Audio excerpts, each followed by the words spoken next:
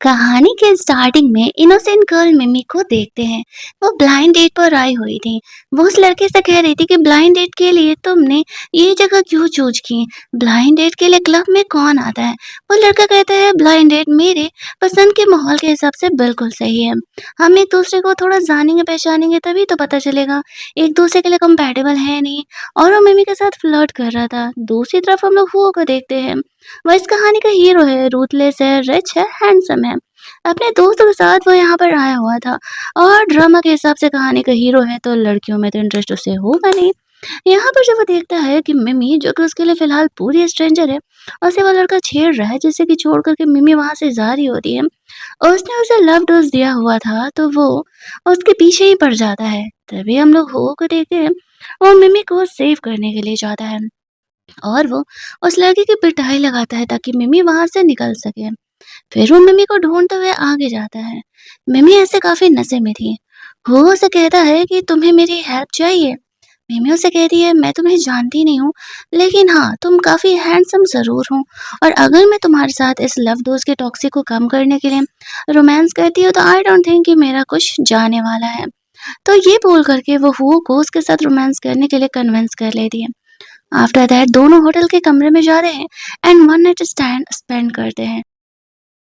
लेकिन कहानी इतनी सिंपल नहीं है। कहानी में एक बहुत ही बड़ा वाला ट्विस्ट है, जो कि हमें कुछ ही देर में पता चलने वाला है।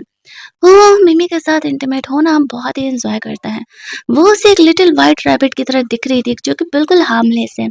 अगली मॉर्निंग जब मिमी जगती है तो वो एक्टिंग करती है कल रात उसे ऐसे लव डोज दिया गया था। हुआ से कहता है डोंट वरी, मैंने तुम्हारा फायदा नहीं उठाया है, एक्चुअल में तुम्हें मुझे जाने नहीं दे रही थी, तो क्यों ना एक और बार हम ट्राई करते हैं। और वो दोनों ही यहाँ पर वापस से इंटीमेट होते हैं। वो फ्रेशन अप होने के लिए जाता है। मिमी फोन पर बात कर रही थी। कल रात वो जिसके साथ डेट पर गई थी उसको मिमी ने ही हायर किया हुआ था। ये प्लान था उसका वो को बचाने का, उसे अपना बनाने का। जब वो कमरे में वापस आता है तो मिमी वहां से जा चुकी थी। वो का ध्यान अट्रैक्ट करने के लिए उसने ऐसा किया था। वो अपने फ्रेंड को कॉल करता है और मिमी के बारे में सब कुछ पता लगाने के लिए बोलता है। उसने अपने सेक्रेटरी को कॉल किया था। इधर जब वो घर जाती है तो उसकी मॉम डैड उसे डांट रहे होते हैं। कह रहे होते हैं कि कल उसकी एंगेजमेंट जोआन के साथ थी, वो कहाँ चली गई थी और कल पूरी रात वो घर नहीं आई है। मिमी कह रही होती है कि कल रात एंगेजमेंट छोड़ करके जोआन गया था और वो जीजी को बाहर फायरवर्क दिखाने के लिए लेकर के गया था। वहां पर जितने भी गेस्ट थे वो सब मेरा मजाक उड़ा रहे होते हैं कि मेरा फियांसे होने के बावजूद भी जोआन जीजी के साथ है, इसी वजह से मैं वहां से उन दोनों को ढूंढने के लिए गई थी, बट वो लोग मुझे मिले नहीं। यहाँ पर फिर भी वो लोग मम्मी को ही जिम्मेदार ठहरा रहे थे। उसकी बहन बहुत ही घटिया लड़की थी। वो जुआन को पसंद करती थी शुरुआत से ही, और उसने मम्मी पे ये ब्लेम लगाया था। उसने उसे क्रिपल बनाया स्कूल की छत से गिरा करके। उसकी फैमिली इस वजह से भी मिमी से बहुत ही हेट किया करती थी। और यहाँ पर उन्हें पता नहीं था कि मिमी ये सब कुछ एक्टिंग करी है। उसके फादर कहते हैं कि तुम्हारी पेंटिंग को मैंने एज यूजुअल जीजी के नाम से ऑक्शन में डाल दिया है, तो वो ही एज ए पेंटर काम आने वाली है। मिमी रोनी की एक्टिंग करते हुए कमरे में जा रही थी। जीजी उसे प्रोवोक करने के लिए आती है। कहती है कि ये रहा फायरवर्क के पास जब हम और जॉन एक दूसरे को किस कर रहे थे, और उसका पास के रोजेज, जैसे कि मिमी को घंटा फर्क पड़ रहा था। उसने तो कभी जुआन को पसंद भी नहीं किया था। और यहाँ पर इस तरीके से वो जीजी को कहती है बिल्कुल तुम्हारी तरह है, खूबसूरत लेकिन टूटे हुए बिखरे हुए बिना किसी काम के। जीजी का इंसल्ट करते हुए वो अपने कमरे में ड्राइंग करने के लिए चली जाती है।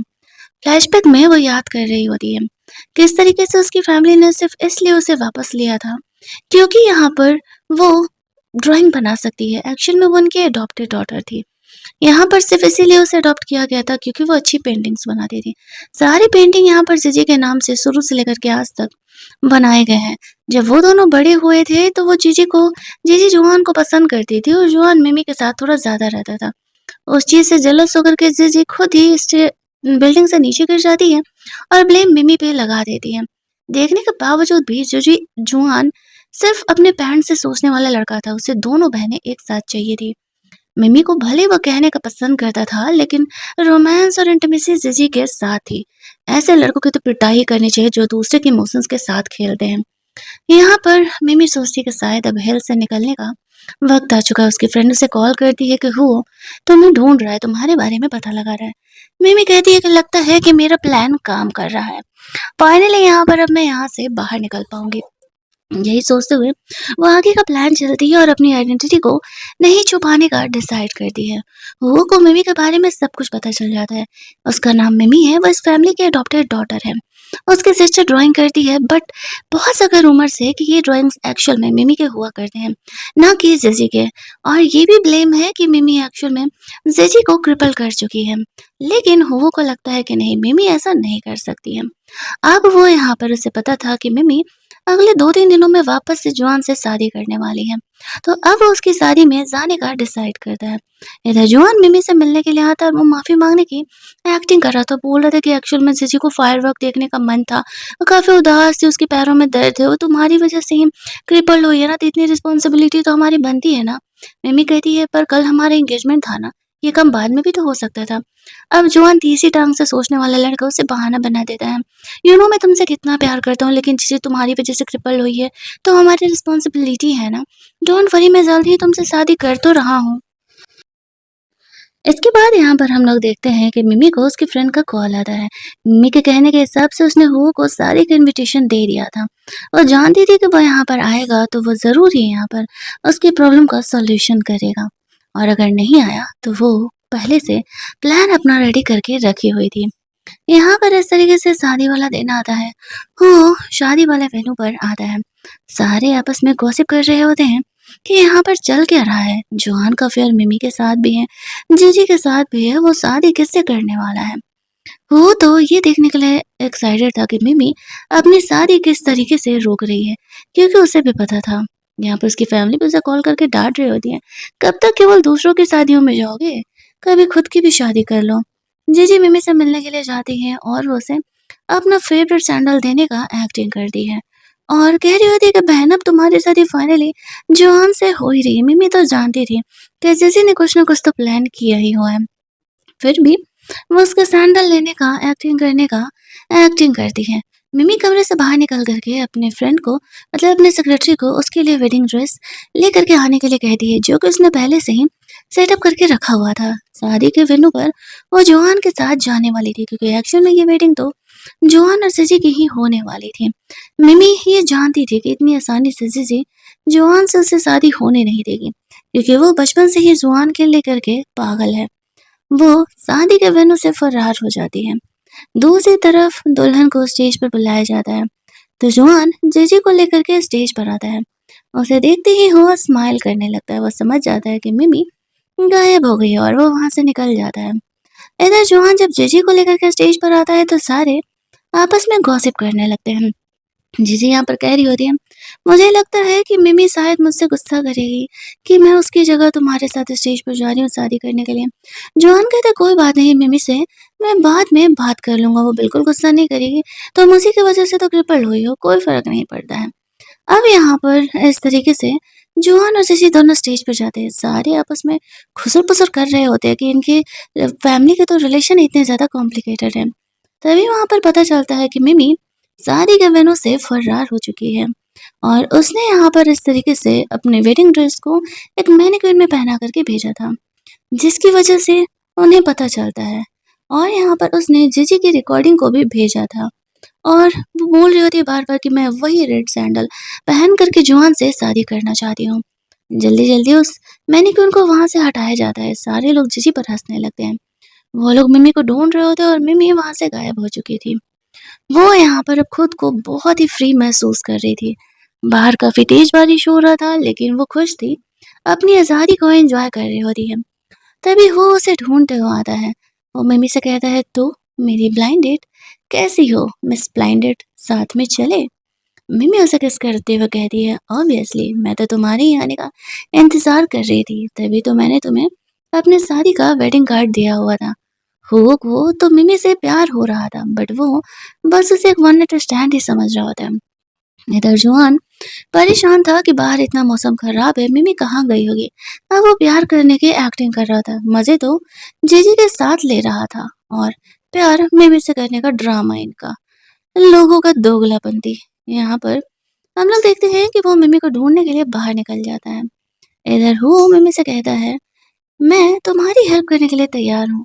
जुआन और तुम्हारी फैमिली से रिवेंज दिलाने के लिए तैयार हूँ। बदले में तुम्हें 1 साल तक मेरे साथ कॉन्ट्रैक्ट मैरिज करना होगा। मम्मी कहती है, "क्या तुम ब्रश ला सकती हो क्या? पहले मुझे ब्रश करना है। मैं बिना ब्रश किए सो नहीं सकती हूँ।" ऐसे वो कहता है, "ठीक है, first come first." After that वो वहाँ पर अगले दिन मिमी के साथ शादी का सर्टिफिकेट लेकर के उसे अपने विला पे लेकर के जाता है। मेड लोगों से मिमी को इंट्रोड्यूस करा करके वो ऑफिस निकल जाता है। लेकिन मेड लोग यहाँ पर मिमी को मैडम मानने के लिए तैयार ही नहीं थी। उनमें से कुछ थी जिन्हें अलग ही चुल मचा हुआ था और वो लोग यहाँ पर मिमी को बुली कर रही होती है। मिमी की शक्ल पे जाते हुए वो लोग उसे इनोसेंट समझ रही थी। मिमी कहाँ ही कम थी। एक मेड यहाँ पर उसे टैप वाटर लाकर के ऑफर करती है तो वो उसी के ऊपर फेंक देती है। दूसरी लड़की जल्दी-जल्दी उसे जूस लाकर के ऑफर करती है क्योंकि उन्हें पता था कि अगर मिमी ने यहाँ पर वो से कंप्लेन कर दिया तो फिर उन्हें जॉब से निकाला जा सकता है। उन्हें तो ऐसा लग रहा था कि ये तो उस फैमिली की नाजायज़ बेटी है और तो फिर यहाँ पर सॉरी वो अडॉप्टेड डॉटर नहीं थी, वो नाजायज़ बेटी थी।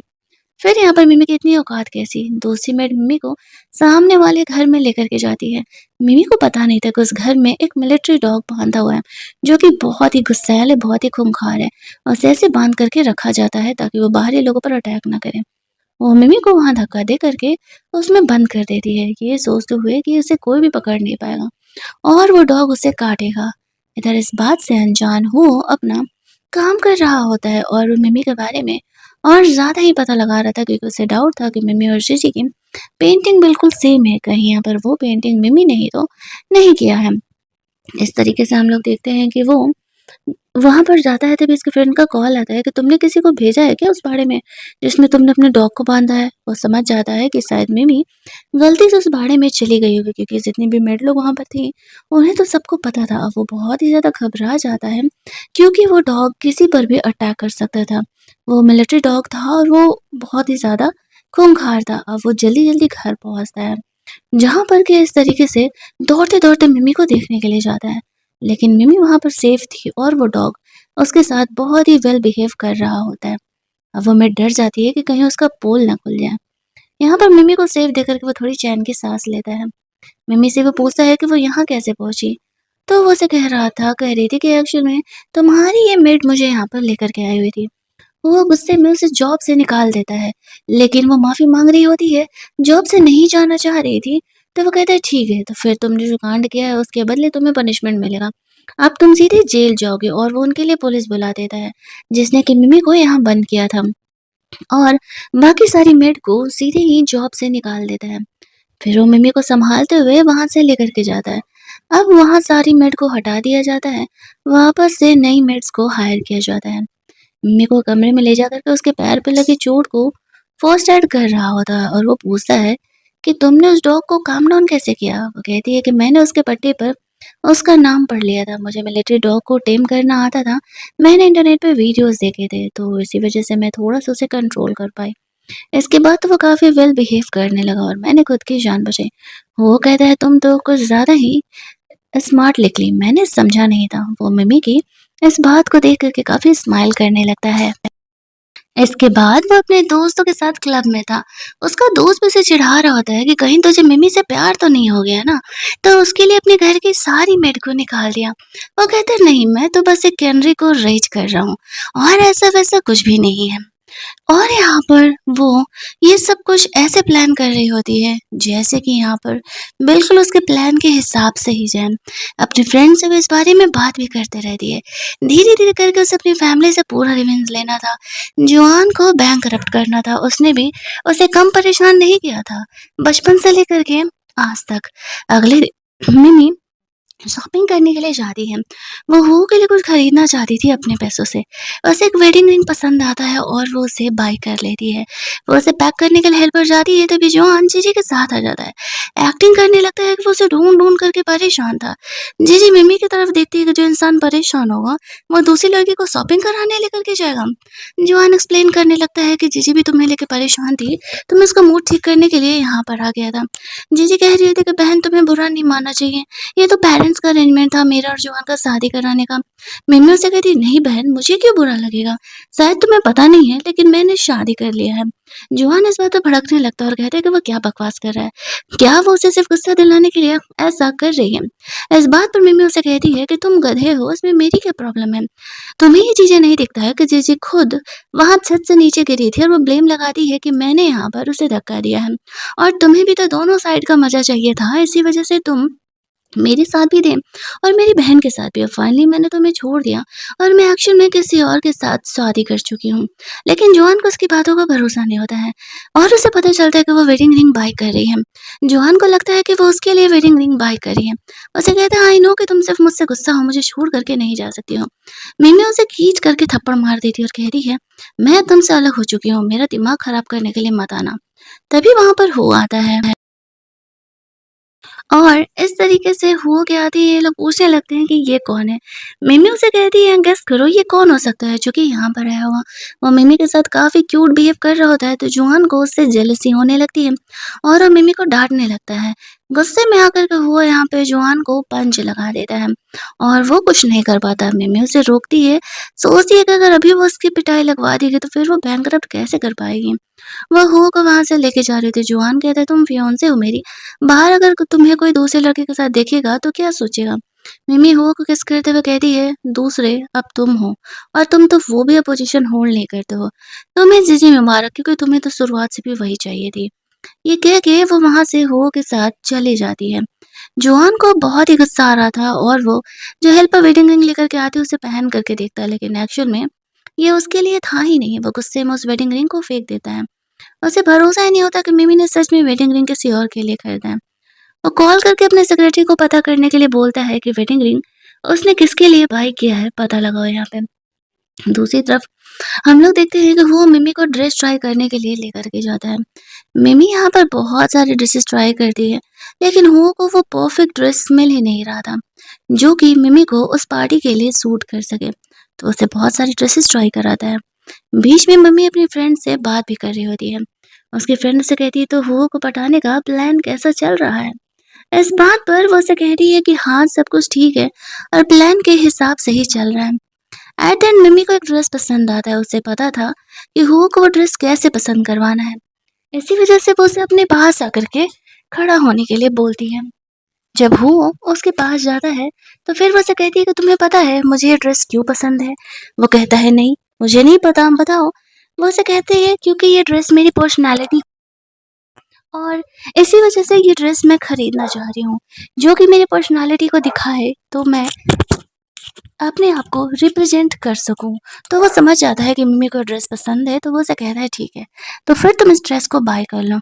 दोनों इस शॉप से निकलने से पहले वहीं उस शॉपिंग मॉल में रोमांस करते हैं। दूसरी तरफ यहाँ पर जॉन और मिमी के अफेयर की खबरें इंटरनेट पर फैल रही होती है। जीजी कहती है ऐसा कैसे हो सकता है, मैंने तो इंटरनेट से सारे वीडियो शादी वाले हटवा दिए थे।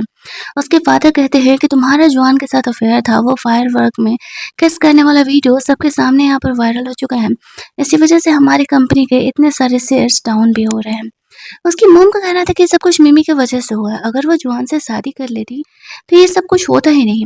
उसके डैड को भी अब यही लगने लगता है। दूसरी तरफ हम लोग देखते हैं कि वो लोग मिमी का इस्तेमाल करने का डिसाइड करते हैं। मिमी को बोल देते हैं कि वो पहले ही किसी और से एंगेज हो चुकी है। इधर हम लोग देखते हैं कि मिमी वहां से निकल रही होती है। वो उसे घर लेकर के जाता है। उसका फ्रेंड उसे कॉल करता है और कहता है भले ही यहाँ पर मिमी के फैमिली के शेयर्स डाउन हो रहे हैं लेकिन उन लोगों ने दूसरा पैंतरा इस्तेमाल किया है। वो लोग तो तुम्हें मिले नहीं है, अपनी फैमिली की इमेज को बचाने के लिए वो लोगों ने कह दिया कि मिमी यहाँ पर पहले ही तुमसे एंगेज हो चुकी थी, इसी वजह से उन्हें जीजी की शादी हुजूआन से कराने का फैसला करना पड़ा। मतलब वो लोग खुद को बचाने के लिए कुछ भी करने के लिए तैयार थे। वो उसे कहता है उन्हें जो करना है करने दो, एक न एक दिन तो वो मेरे चाल में फंसेंगे और धीरे धीरे उनके शेयर डाउन ही करते रहो। फिर वो मिमी को घर लेकर के जाता है। इधर अगले दिन पेंटिंग का एग्जीबिशन वगैरह होने वाला था जहाँ पर कि पहले की तरह ही यहाँ पर जीजी मिमी की पेंटिंग को अपना बता करके इस तरीके से फेम कमा रही होती है। सारे लोग जीजी की पेंटिंग की बड़ाई करने के साथ साथ मिमी की बुराई भी कर रहे थे कि नाजायज लड़की होने के बाद भी शादी छोड़ करके भाग गया और यहाँ अपनी ही बहन की पेंटिंग की पार्टी में आई हुई है। जीजी को दे दे के बहुत मजा आ रहा था। बट उसे नहीं पता था कि मिमी ने यहाँ पर क्या प्लान किया हुआ है। वो मिमी के पास आता है, वो उसे कहता है तुम्हें पता है वो डिज़ाइनर जिसे कि तुम ढूँढ रही हो यहाँ पर आए हुए हैं, वो तुमसे मिलना चाहती है।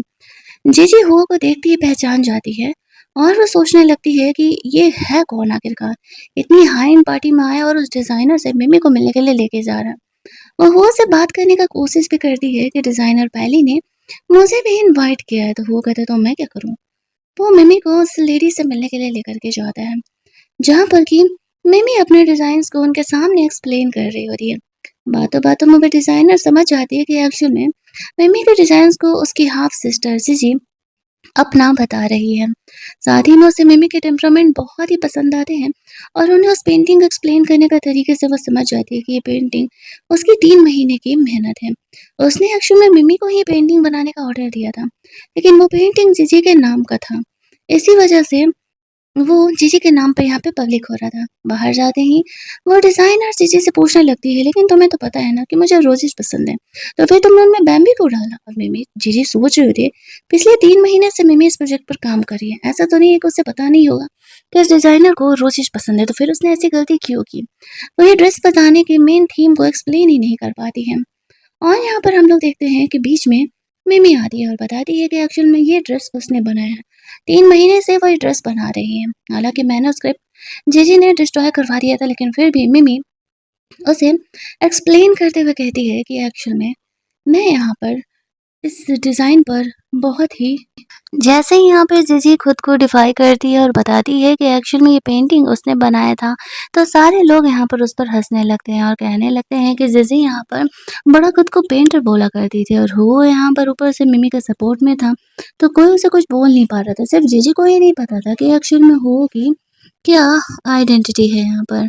वो मिमी को वहाँ से लेकर के जाता है, वो ये तो जान चुकी थी कि मिमी और वो शायद दोनों यहाँ पर शादी कर चुके हैं। अब उसकी काफ़ी बेइज़्ज़ती हो रही होती है। मिमी के कुछ डिज़ाइन्स यहाँ पर अब हू के पास थे, वो तो उसके डिज़ाइनिंग टेक्निक से कुछ ज़्यादा ही इम्प्रेस हो चुका था। और यहाँ पर मिमी से कह रही होती कि क्या तुम यहाँ पर सच में मेरे डिज़ाइन्स इस्तेमाल करना चाहते हो?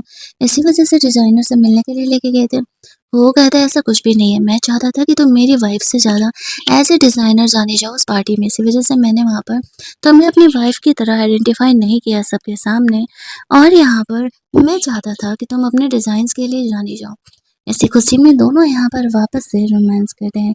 मिमी हो को थैंक्स बोलने के लिए उसके साथ रोमांस करती है। वो काफ़ी खुश था, दोनों के रिलेशनशिप बिल्कुल सही जा रहे होते हैं। अगली मॉर्निंग मिमी यहाँ पर शर्मा रही थी। तभी वो को कॉल आता है कि एक्चुअल में उसके मॉम डैड को पता चल चुका है मिमी के बारे में और अब वो लोग उसे घर आने के लिए कह रहे हैं मिमी को लेकर के। मिमी यहाँ पर थोड़ी सी नर्वस थी क्योंकि बात यहाँ पर फैमिली से मिलने का हो जाता है। तो ये फैमिली से मिलने वाला मैटर तो थोड़ा यहाँ पर प्रॉब्लमेटिक ही होता है और ऊपर से वो दोनों फेक रिलेशनशिप में हैं। डरते-डरते वो उनके घर जाती है, लेकिन जो वो के मॉम डैड थे, वो तो मिमी को तहे दिल से एक्सेप्ट कर लेते। वो बहुत खुश थे कि फाइनली उनका बेटा इस तरीके से किसी से प्यार करता है और वो किसी से शादी करके लेके आया है। लेकिन जो हो के अंकल लोग थे, वो लोग मिमी को पसंद नहीं करते थे। लेकिन हो के रहते हुए वो लोग मिमी को कुछ बोल नहीं पा रहे होते। उसकी कज़न सिस्टर बीच में मम्मी को परेशान करने का कोशिश ज़रूर करती है, लेकिन वो उसमें सक्सेसफुल नहीं हो पाती है क्योंकि वो उसे बीच में रोक देता है। उसकी सिस्टर उसे बात करने के बहाने बाहर लेकर के जाती है कि भाभी को मैं बाहर थोड़ा घुमा के लेके आती हूँ, हमारा घर-वर दिखाती हूँ। मम्मी तो समझ ही रही थी कि वो लड़की क्या प्लान करना चाह रही है, फिर भी वो उसके साथ वहाँ से बाहर चली जाती है। इधर हो के अंकल जब मम्मी का इंसल्ट करने का कोशिश कर रहे होते हैं, तो वो काफ़ी ज़्यादा गुस्सा आ जाता है और कहता है कि मिमी अब मेरी वाइफ है और मैं किसी और को भी उसका इंसल्ट करते हुए कभी नहीं देख सकता हूँ। बाहर जाकर के उसकी बहन कहती है तुम्हें तुम्हारी औकात दिखानी पड़ेगी। तुम्हारे बारे में हमें सब पता है, तुम इतनी घटिया हो, तुम हमारे घर की बहू नहीं बन सकती हो। ऐसा कहते हुए वह स्टेयर से उसे नीचे गिराने वाली थी, लेकिन खुद ही नीचे गिर जाती है क्योंकि मिमी सैड हो जाती है। सारे लोग दौड़ते हुए बाहर जाते हैं और यहाँ पर देखते हैं कि जीजी नीचे गिरी हुई है। जीजी यहाँ पर मिमी को ही ब्लेम लगा रही थी, लेकिन वो मिमी को फिक्र कर रहा था कि वो ठीक तो है ना। उसके फादर गुस्सा करने लगते हैं कि मिमी जीजी से जेलस हो रही है, उसे ढंग के संस्कार नहीं मिले हैं, उसे घर से निकाल दिया जाए। लेकिन उसके अंकल का बेटा यानी कि वो का कजन ब्रदर जो बीच में आता है और मिमी का सपोर्ट करते हुए कहता है क्यों ना हम लोग यहाँ सीसीटीवी फुटेज चेक करें, कौन सही है और कौन गलत। वो और उसके भाई जो के बीच में चीज़ें ठीक नहीं रहती थी। जैसे ही ऐसा होता है, तो वो लड़की अपने डैड के साथ वहाँ से चली जाती है और वो यहाँ पर मिमी से बात करने का डिसाइड करता है। फ्लैशबैक में मिमी याद करती है कि वो और जो के बीच में ऑप्शंस थे उसे चूज़ करने के, लेकिन फिर भी वो हुओ को चूज़ करती है क्योंकि जो का जो इमेज था वो कुछ ज़्यादा ही परफेक्ट था और इतना परफेक्ट तो कोई भी नहीं होता है रियल लाइफ में। वो जानती थी कि ये सब कुछ फेक है, इसी वजह से वो जो को नहीं चूज़ करती है, हुओ को चूज़ करती है। और जब वो उसके साथ फ्लर्ट करने का कोशिश करते हैं, ये सोचते हैं कि मैंने उसकी जान बचाई है, तो वो मना करके चली जाती है। घर जाने पर वो थोड़ा-सा जेलस था, तो कैसा लगा हीरो से हीरोइन का गेम खेल करके। मिमी उसे कहती है, मेरे लिए तो मेरे इस लाइफ के हीरो तुम ही रहोगे। जैसे ही मिमी उसे मनाती है तो वो काफ़ी ज़्यादा खुश हो जाता है। दोनों यहाँ पे रोमांस करने वाले थे, लेकिन वो कहता है कि मेरे पास प्रोटेक्शन नहीं है। बट वो कहती है कोई बात नहीं, अब हम दोनों वैसे भी हस्बैंड वाइफ हैं। तो वो दोनों यहाँ पर ओके मॉम डैड के घर पर रोमांस करते हैं। दूसरे सीन में वो अपने दोस्तों से बात करके डे बाय डे मिमी के फैमिली के इस तरीके से शेयर्स डाउन कराते जा रहा था। वो ये जानबूझ करके कर रहा होता है अपना रिवेंज पूरा करने के लिए। मिमी को ये बात अच्छे से पता था। उसका भाई यहाँ पर कभी-कभी हुआ से पंगे लेने की कोशिश करता है, लेकिन कोई फायदा इन छोटे-मोटे हरकतों से नहीं होने वाला था। दूसरी तरफ हम लोग देखते हैं कि हो की मम्मी उसे कॉल करती है, मिमी को शॉपिंग करने के लिए बुलाती है। मिमी उनसे मिलने के लिए जा रही होती है। तभी रास्ते में जो मिलता है कहता है कि मैं हो से सारे कंपैरिजन में ठीक हूँ, तो मुझे क्यों नहीं चूज करती। मिमी गुस्से में आकर के पास में पड़ा हुआ डंडा उठाकर उसके सर पे पीट देती है, क्योंकि वो बहुत बार मना करने के बावजूद भी इतना बकवास कर रहा था कि उसे इस बात से बहुत ही ज्यादा वाला गुस्सा आने लगता है। और फिर वो की मॉम को कॉल करके मना कर देती है और कहती है कि यहाँ पे मैं आपके पास नहीं आ पाऊँगी फ़िलहाल। मेरे पास टाइम नहीं है, मैं थोड़ी ज़्यादा ही तबीयत ख़राब है, तो मैं बिज़ी हो गई हूँ। ये कहते हुए वो घर लौट जाती है। उसे पता चलता है कि आज हो का बर्थडे था, वो उसके लिए केक प्रिपेयर करने लगती है। वो सोच रहा होता है कि यहाँ पर मुझे क्यों नहीं मिमी विश की और ना ही कोई गिफ्ट दे रही है। वो अपने दोस्तों के साथ क्लब चला जाता है। मुँह बना कर के बैठा होता है, तभी मिमी का उसे कॉल आता है और कहती है, मैं तुम्हारा घर पर इंतज़ार कर रही। वो घर जाता है तो उसने उसके लिए केक बनाया था। देख कर के वो काफ़ी इमोशनल हो जाता है। दोनों केक कटिंग सेरेमनी करने के बाद एक-दूसरे के साथ केक शेयर करते हैं। वहाँ पर हो के मॉम-डैड का वीडियो कॉल आता है और मिमी भी उनसे बात करती है। वो उसकी मॉम कहती है कि मैंने ही मिमी को बताया कि आज तुम्हारा बर्थडे है एक्चुअल में, और इस तरीके से हमने तुम दोनों को अकेले छोड़ा है। तुम दोनों पहली बार बर्थडे के समय पे साथ हो, हम कल पार्टी मनाने के लिए चल लेंगे। उसके मॉम-डैड बहुत ही अंडरस्टैंडिंग थे। फ़ोन रखने के बाद मिमी गिफ्ट के तौर पर हुओ को वो वेडिंग रिंग देती है और कहती है कि एक्चुअल में ये मैंने तुम्हारे लिए कुछ दिनों पहले ही खरीदा था, बट मैं तुम्हें ये दे नहीं पाई थी। वो उसे कहता है कि एक्चुअल में ये वेडिंग रिंग तो सिर्फ़ बहाना है, मुझे तो कुछ और ही गिफ्ट चाहिए। ये कहने के बाद वो वापस से मिमी के साथ इंटीमेट होता है। अगली मॉर्निंग मिमी जगती है तो वो उसे कपल वाला रिंग उसे भी पहना देता है। वो दोनों वापस से रोमांस करने ही वाले थे, तभी वो को पता चलता है कि जीजी यहाँ पर एक पेंटिंग का ऑक्शन कर रही है। तो वो देखने के लिए जाता है। मिमी उसके साथ जाती है, उसे नहीं पता था कि जो पेंटिंग यहाँ पर आने वाला है, वो एक्चुअल में उसकी मॉम की लास्ट बनाई हुई पेंटिंग थी। मिमी वहाँ पर जाती है, उस पेंटिंग को ऑक्शन में देख कर के शॉक हो जाती है। जीजी ने यहाँ पर जॉन को वो पेंटिंग खरीदने के लिए कहा था, उसके बिज़नेस को बचाने के लिए। पेंटिंग यहाँ पर लाई जाती है, मिमी वो से कहती है, ये मेरी मॉम की अंतिम निशानी है, पेंटिंग मुझे चाहिए। कैसे न कैसे करके जॉन यहाँ पर उस पेंटिंग को खरीद लेता है, मतलब हो के कंपनी में कुछ पंगे क्रिएट करके। लेकिन हो कहाँ ही कम रहने वाला था, उसने तुरंत ही यहाँ पर जुआन के कंपनी के शेयर्स डाउन कर दिए, जिस वजह से कि उसके पास पैसे नहीं थे। वो हो को कहता है तुम्हारे शेयर्स ऐसे ही डाउन होते जाएंगे अगर तुमने ये पेंटिंग मुझे वापस नहीं लौटाई तो फिर एट द एंड उसे वो पेंटिंग हो को देनी पड़ती है। वहाँ पर उसे पता चलता है कि मिमी और हो एक्चुअल में एंगेज है। वो उसे कह रहा होता है, हो ये ड्रामा खत्म होने के बाद मिमी को वहाँ से लेकर के जाता है। जुआन के माफ़ी माँगने का अब कोई मतलब नहीं बन रहा था। मिमी उसकी बहुत ज़्यादा शुक्रगुज़ार थी, उसकी वजह से वो उसकी मॉम की अंतिम निशानी, वो पेंटिंग उसके पास वापस लौट आ चुकी थी। उसे वॉमिटिंग सा फ़ील हो रहा होता है, हो को लगता है कि शायद मिमी की तबीयत ठीक नहीं है। उसे डॉक्टर को चेक कराने के लिए बोलता है, मिमी कहती है शायद मैंने कुछ इधर-उधर का खा लिया होगा, हम फिर कभी चेक कराने के लिए चल लेंगे। दूसरी तरफ जुआन की हालत खराब हो रही थी, वो जीजी से कह रहा होता है कि तुम्हारे चक्कर में मेरे साथ ये सब कुछ हो रहा है। तुम्हें सीधी-सी बात समझ में नहीं आती कि मैं तुम्हें इंटरेस्टेड नहीं हूँ, मैं तुमसे शादी नहीं करना चाहता। मतलब मज़े में पूरे तुमसे लेना चाहता हूँ, लेकिन बस शादी नहीं करना चाहता। सारे लोग यहाँ पर आपस में गॉसिप कर रहे होते हैं कि जुआन तो एक बार में 2 नाव पर पैर रख रहा होता है। एक तरफ वो मिमी से शादी करने की एक्टिंग कर रहा था और दूसरी तरफ जीजी के साथ था। अच्छा हुआ जो मिमी ने यहाँ पर जुआन को छोड़ दिया और उसने किसी और से शादी कर लिया तो वो उन लोगों से लड़ने लगता है। नशे की हालत में था।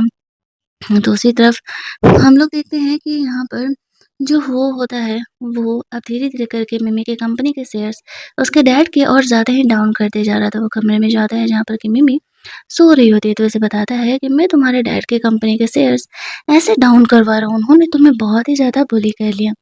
मिमी उसे अपने बारे में, अपने लाइफ़ के बारे में बताने लगती है कि वो अपने कौन से पेन नेम से पेंटिंग बनाया करती थी और यहाँ पर इस तरीके से वो काफ़ी ज़्यादा फ़ेमस भी हो चुकी थी। इधर हम लोग देखते हैं कि उन्हें पता चलता है कि जीजी अब भी खुद को वो पेंटर होने का दावा कर रही होती है। क्योंकि मिमी ने अभी बाहरी दुनिया को ये बात का प्रूफ़ नहीं दिया था कि एक्चुअल में वो पेंटर वो है। बस उसने ये क्लियर किया था कि वो लास्ट पेंटिंग उसने बनाया था। वो लोग इस सिचुएशन का फ़ायदा उठाने का कोशिश कर रहे होते हैं। मिमी जानती थी कि अब उन्हें सबक सिखाने का वक़्त आ गया है। इधर वो की मॉम उसे कॉल करके बुलाती है तो उसकी मॉम से मिलने के लिए चली जाती है। दूसरी तरफ वो अपना शेयर होल्डर का मीटिंग कर रहा होता है, जहाँ पर कि उसका भाई कैपेबल नहीं था, ये बात सारे शेयर होल्डर को दिख रहा होता है, तो वो लोग उसे सीईओ का पोजीशन देने से साफ मना कर देते हैं और कहते हैं कि वो इतने अच्छे तरीके से कंपनी संभाल रहा है और वो ये कंपनी संभालने के लायक है। इधर आंटी से जब मिमी मिलती है तो वो उन्हें सच बता देती है कि एक्चुअल में मेरे डैड की कंपनी डुबाने का कारण वो ही है, वो मेरे लिए सब कुछ कर रहा है। आप मुझे प्लीज़ बुरा मत समझना। वो कहती है कि नहीं बेटा, इसमें तुम्हारी गलती नहीं है, अगर तुम्हारे मॉम-डैड अच्छे होते, तो तुम क्यों ही अपने पेरेंट को परेशान करती? मैं समझ सकती हूँ, तुम्हारे साथ उन लोगों ने कितना ही बुरा किया होगा जो तुम्हें अपने मॉम-डैड के खिलाफ ऐसा यहाँ पर ये लेना पड़ा, डिसीज़न लेना पड़ा। इधर हम लोग देखते हैं कि हू को उसकी मॉम कॉल करती है क्योंकि उन्हें डाउट हो गया था कि मिमी प्रेग्नेंट है। वो यहाँ पर आता है, उसे ऐसा लगता है कि उसकी मॉम मिमी से डिवोर्स लेने के लिए बोलेंगी, क्योंकि उन्हें भी तो पता चल गया है कि वो मिमी की फैमिली के साथ क्या कुछ कर रहा है। लेकिन वो उसे डाँट लगाती है और कहती है कि तुम्हें मिमी का ख़्याल रखने नहीं आता है। मिमी को भी नहीं पता था कि उसकी मॉम इतना ज़्यादा केयर उसका अचानक से क्यों ही करने लगी। वो उन्हें घर पर ही रहने के लिए कहती है कि आज रात तुम यहीं रहोगे और हू को दूसरे कमरे में सोने के लिए बोल देती है। अब बेचारे हू को रात में नींद नहीं आने वाला था मिमी के बगैर। लेकिन उसकी मॉम को डर था कि अगर वो दोनों वापस से इंटीमेट हुए, तो फिर उसका बेबी अच्छे से कन्विंस नहीं हो पाएगा, कंसीव नहीं हो पाएगा। रात में वो काफ़ी देर तक फ़ोन पर मिमी से बात करके काम चलाता है। अगली मॉर्निंग जब मिमी जगती है तो उसे पता चलता है कि हो की कंपनी के साथ कुछ प्रॉब्लम हो गया है और अब वो उसका हेल्प करना चाहती थी। ये सब अब साथ मिल कर के काम कर रहे थे, जुआन, जीजी और जो तीनों ही। जो भी यहाँ पर हुआ से जेलस था, उसका पोज़ीशन वापस लेना चाहता था, इसी वज़ह से जीजी और उसकी फैमिली का सपोर्ट कर रहे थे। जीजी यहाँ पर जब खुद को वो पेंटर बता रही होती है, तो मिमी वहाँ पर जाती है, अपना सर्टिफ़िकेट, अपना पेन नेम सब कुछ वो दिखाती है। जहाँ पर कि अब सबको क्लियर हो जाता है कि जीजी एक फ़ेक गर्ल है, उसने एक्चुअल में वहाँ तक की कोई भी पेंटिंग नहीं बनाई है, वो सारी पेंटिंग जीजी की थी। सब उसका काफ़ी ज़्यादा इंसल्ट करने लगती है कि तुम कितनी घटिया लड़की हो। अपने सिस्टर का पेंटिंग तुमने अपने नाम करा लिया। अब यहाँ पर उनकी फैमिली पूरी तरीके से अब बैंकरप्ट हो जाती है। उसके फादर यहाँ पे मिमी से रिक्वेस्ट करते रहते हैं कि प्लीज़ वो इस तरीके से उसकी फैमिली को डुबाए नहीं, लेकिन मिमी उसे कहती है, बचपन से लेकर के आज तक तुमने मेरे लिए एज़ अ फैमिली किया ही क्या है? मैं तुम्हारी नाजायज़ बेटी थी, क्या ये मेरी गलती थी? नहीं ना, तुमने ये सब कुछ बर्बाद किया, तो अब तुम्हें भुगतना तो पड़ेगा ही।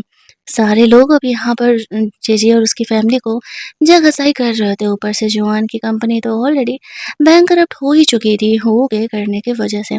मिमी उसे कहती है कि मैं उतनी अच्छी और सीधी लड़की नहीं हूँ जो कि तुम सोच करके मेरे पास आए थे। वो उसे कहता है, तुम जैसी हो मुझे वैसी पसंद हो और तुम कुछ गलत नहीं कर रही, तुम अपने जस्टिस के लिए लड़ रही हो, तो इसमें प्रॉब्लम ही क्या है? सब लोग यहाँ पर अब मिमी की बड़ाई करने लगते हैं कि उसने कितनी अच्छी वाली पेंटिंग बनाई थी और जीजी की फैमिली बैंकरप्ट होने लगती है। उसके डैड को पैरालिसिस का अटैक आता है, वो हॉस्पिटलाइज़ थे। मिमी उनसे मिलने के लिए जाती है जहाँ पर कि उसके डैड उससे अकेले में बात करना चाह रहे थे।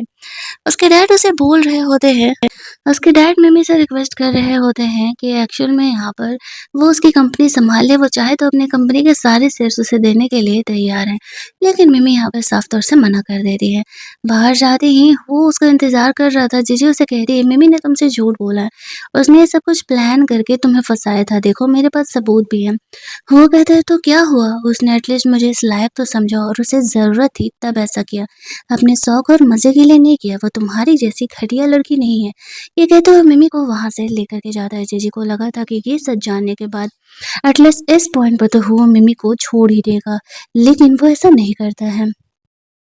बाहर जाकर के मिमी उससे पूछती है कि सच बताओ, क्या तुम्हें इस बात से सच में फ़र्क नहीं पड़ता? वो उससे कहता है, तुम बताओ कि आखिरकार तुमने मुझे क्यों चूज़ किया था?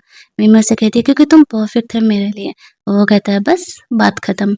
वो वहाँ से थोड़ी देर के लिए बाहर जाता है, तभी यहाँ पर गुस्से में आकर के जो मिमी को किडनैप कर लेता है और खुद हो को कॉल करके अकेले मिलने के लिए बुलाता है। कहता है कि अगर तुम अकेले मिलने के लिए नहीं आए तो भूल जाना कि मिमी को तुम कभी दोबारा ज़िंदा देखने वाले हो। यहाँ पर जुआन और जीजी भी आते हैं। ज़ोहान कहता है, अगर तुम शांति से मेरे साथ रहती तो ये सब कुछ होता ही नहीं ना। इधर हम लोग देखते हैं कि जीजी व्हीलचेयर से उठ खड़ी होती है और सबको यहाँ पर पता चल जाता है कि जीजी प्रिटेंड कर रही थी इतने दिनों से। वो उसे कहती है कि तुम नाजायज़ बेटी हो करके भी मुझसे इतनी परफेक्ट कैसे हो सकती थी? मैं जिस बंदे से प्यार करती थी वो मुझे छोड़ कर के तुमसे शादी कर रहा था। मिमी कहती है, तो इसमें मैं क्या करूँ? तुम्हारा बंदा जुआन है, वो तुम्हें पसंद नहीं करता, तो इसमें मैं क्या कर सकती थी? तो हमें सीधी-सी बात समझ में नहीं आई। तब तक यहाँ पर हम लोग देखते हैं कि वो भी मिमी को सेव करने के लिए आ जाता है और वो अपने सेक्रेटरी और पुलिस वगैरह को लेकर के आया था। वो जुआन, जिसे और जू को जेल भिजवा देते हैं। इसके बाद वो और मिमी दोनों हैप्पीली एवर आफ्टर रहने लगते हैं। कहानी के एंडिंग में डॉक्टर से चेक कराने पर पता चलता है कि मिमी प्रेग्नेंट है। वो कोई खुशी का तो ठिकाना ही नहीं रहा था। यहीं दूसरी तरफ हम लोग देखते हैं कि जीजी के डैड पैरालाइज हो चुके थे और उनका कोई देखभाल करने वाला नहीं था। बुरे का अंत हमेशा बुरा ही होता है और कहानी इसे हैप्पी एंडिंग के साथ एंड हो जाती है। वो और मिमी दोनों एक हो जाते हैं, हैप्पीली एवर आफ्टर रहने लगते हैं। अगर आपको ये कहानी अच्छी लगी होगी, वीडियो को लाइक और शेयर करना मत भूलना। चैनल को सब्सक्राइब कर लेना ताकि नए वीडियोज़ के नोटिफिकेशन आपको मिलते रहें। चलिए जल्दी से मिल लेते हैं हम लोग एक और नई कहानी के हिंदी एक्सप्लेनेशन में। तब तक के लिए कीप लिसनिंग।